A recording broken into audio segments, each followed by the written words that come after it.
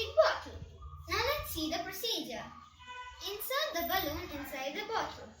Now cover the bottle with the balloon. Like this. Now try to blow the balloon.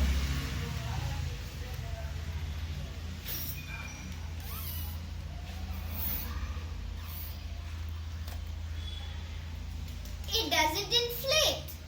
Now make a hole in the bottom of the bottle. I have another bottle which already has a hole in it. Now try to blow again.